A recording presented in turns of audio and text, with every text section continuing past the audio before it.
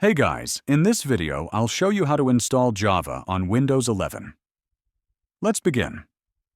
First, open your web browser and go to the official Java website, java.com/download. On the download page, click the Download Java button to get the installer file for Windows.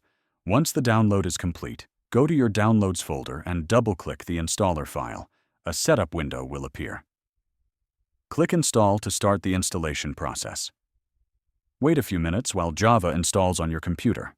When it's finished, you'll see a confirmation screen that says Java has been installed successfully. To verify the installation, open the Start menu, search for Command Prompt, and open it.